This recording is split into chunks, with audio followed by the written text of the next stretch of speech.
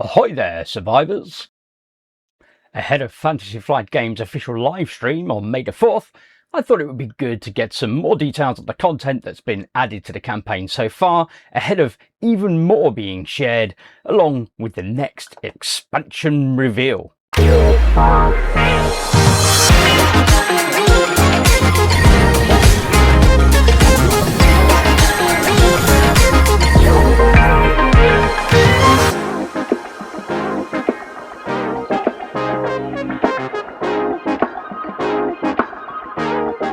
Carrying on from Luke, where we last got up to in our unlocked stretch goals, we now have 3 additional miniatures for pirate ghosts. These are pirate ghost walkers that were unlocked in a previous post, bringing the total miniatures to 6, so these are a variation. The ghost walkers are intangible ghosts, care not for walls or barriers as they pass right through such things. Spectral with an eldritch blue glow, nothing natural can possess. They set the hairs on the back of one's neck to attention, quicker than the bark of an angry captain. Do not think your shot or sword can deal them damage, for just as they pass through solid matter passes through them. You'll need magic to defeat these walkers, making them all the more dangerous. In my week 1 overview, I also provided insight into the first big box expansion reveal, Shipwreck Bay. In addition to that already shared, I forgot to include reference to the 5 Scumbrutes being made available as an exclusive bonus if you back this now during the campaign. Further information was also posted about the all-new campaign play mechanisms, including using the moral compass as part of your campaign play. As with the core box, completing a quest while fulfilling certain conditions can determine whether you're labelled a noble heart or branded as a scallywag. This might affect the objective cards that you are placing on the board or even at the start of your quests. As with the core box, depending on your alignment, your tale will end differently. Talking of objective cards, each quest in the campaign features a unique set of objective cards which are laid across the map.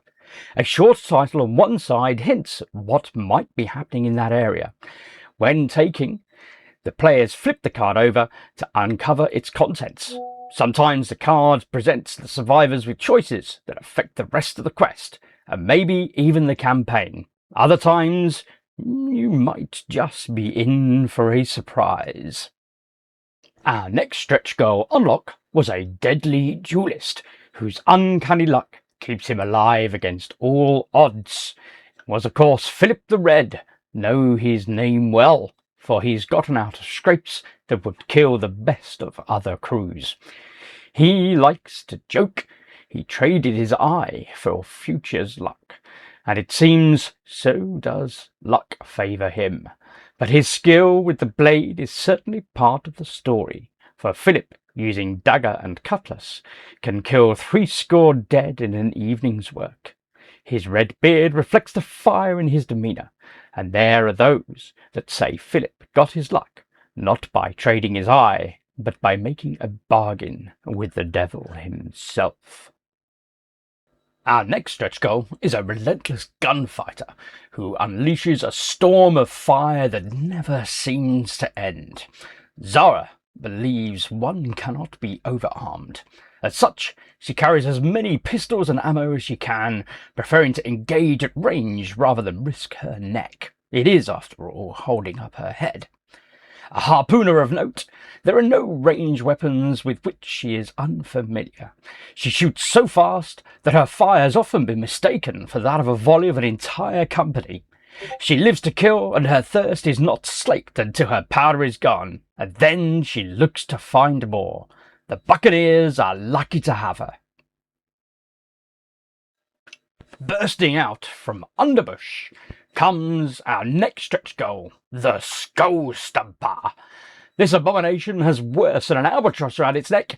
He's hunched over by the great weight of a whole anchor. You might think it's almost pitiable creature until it attacks, for then mercy is out the window. His horrifying attacks knocked over everyone around him, striking both living and dead in his whirlwind. He cares not the skulls he stomps belonging to the living or dead, for they all provide him the same satisfying crunch under his big green feet. Next up, we have a Castaway award. Searching the wrecks, we spotted in the distance a new flag rising above the broken hulls, a skull set above crossed cutlasses. It's Calico Jack. Otherwise known as John Jack Rackham, Calico Jack was born in Bristol, England, though little is known of his life prior to becoming a pirate near the golden age of piracy. Credited for taking various ships, including a merchant vessel called the Kingston, he applied for amnesty for his pirating ways, though it didn't seem to stick. He stole a ship called the William from a rival pirate, showing there really is no honour among thieves, and now sails for glory over gold, for the dead bring not coin, but they do bring challenge. Our next stretch goal is a refined marksman, who pairs deadly aim with sharp arrogance. A man of noble blood, George maintains the standard of upper classes despite the plague, and is as arrogant as he is deadly. Wearing his powdered wig and keeping his greatcoat meticulously clean, he serves as an elite marksman, capable of striking a zombie betwixt the eye, before others even spot the target. Though he prefers measured long-range precision, he is a slippery combatant who is as equally comfortable and effective in close-quarter engagements. Our next stretch goal is a relentless gunner who turns grief into unstoppable firepower. As strong and sturdy as the anchor on his arm, Killian is the heart and soul of the Crimson Corsairs. A marksman with 2 blunderbusses, Killian tears through the dead at range. When his guns thunder, things fall and things don't get back up. Before all this started, he was in love. But with her now among the dead, there are no tears in slaying. He carries a dagger in his belt and a grudge in his mind. For our next Castaway reward, we followed the sound of steel ringing through the wrecks, sharp and steady, never faltering. No hesitation, no wasted motion, just fight after fight, one step at a time. We found her surrounded, blade already moving before we even stepped closer. No grand entrance, no clever trick, just skill and the will to survive. Mary Read disguised herself as a boy for years, serving in the Royal Army. She fought in battles alongside men and proved her worth. But all seasons change, and as the 9-year war ended, Read found herself without purpose and possible promotion. Thus, she struck for the West Indies, where her bravery and combat skill landed her among the best pirates. It was there, half a world away, that she made her name. Mary is nothing if not tough. She's seen war and plunder. Her dual cutlasses used to cleave for money, but now all she sees are the dead and is killing for survival. In this next stretch goal, the Wavescourge Abomination rises from the depths, dragging everything and everyone down with it. What does an amalgam of various dead things look like? Glad you asked, because it's bearing down on you and about to squash the life from your lungs. Huge, elephant-sized tentacles propel this monster forward, leaving a sickening, stinking stain in its wake. And should it not make it to you in time, those same tentacles will drag you towards its gaping, yellow-toothed maw. One way or another, it's going to get you. Since the introduction of a crew demands the introduction of their captain, our following stretch goal is a fierce captain who drives the fight from the front lines with steel and resolve. Captain Kelly has red bloodlust in her eyes and a mind made to lead. The captain of the Crimson Corsairs, she took her ship from the Royal Navy, and she wasn't borrowing it, if you know what I mean. A cutlass is her favoured weapon, though she always has her pistols at the ready. She fights close, right in the enemy's face, and leads therefore from the front. She asks no soul in her crew to give up anything she herself cannot, but that is a high bar indeed. With the banners hoisted high, our next stretch goal reveals a brand new crew, along with their very chic captain, adding 3 exclusive crew flags for the Sacking Bleus. Fiercely proud, the Sacking Bleus give themselves carte blanche to do as they please in the high seas. Sharing a common jeu de vivre and a flair for the dramatic, they never miss a chance to make an impression. Their shots reach further, their cannons fire more often than strictly necessary, and the reactions are quick enough to keep things interesting. They prefer to engage at a comfortable distance, adjusting on the fly with effortless confidence and a certain je ne sais quoi that makes their victories feel as stylish as they are decisive. Every bit the pirate, Captain Croquer dresses for the role of a successful, even ostentatious captain. Indeed, he is the leader of the Sacking Bleus, and raided throughout the archipelago with legendary success prior to the plague. Now, gold still gleams, but his next breath gleams brighter, for it is one thing to die seeking plunder, but another to die dodging the walking dead. Captain Croquer has seen his crew through the worst of times, and his savage nature is well suited for the new world they terrorize. He prefers his dual blades, but has ample pistols ready to drop the dead at range. Some names are whispered for a reason. The signs weren't subtle. Broken bodies, scattered remains, and a path carved straight through anything that stood in the way. We found him where the fighting was thickest, blade already wet, eyes fixed on the next target. Always on the move, L'Olonnais cuts through the battlefield with relentless momentum. He slips past danger, closes distance fast, and turns positioning into an advantage. Once he's in striking range, few can stand their ground for long. For an indentured servant to pirate legend who sacked the seemingly impregnable fort of Maracaibo, L'Olonnais gives no quarter and suffers no cowardice. Boldness is his name, as is cruelty. He's done wicked things, and the plague-ridden world is no shock to such a man. The living dead are just an obstacle to more pillaging and ghoulish behaviour, once covering himself in the gore of his fellows to play dead, thus saving his hide. He prefers the blade to a gun, so much so that his pistol has a razor's edge. Much like the man himself, everything he carries is dangerous. Ha! Do you feel the chill in the air? Still, the sea hasn't given up all its dead.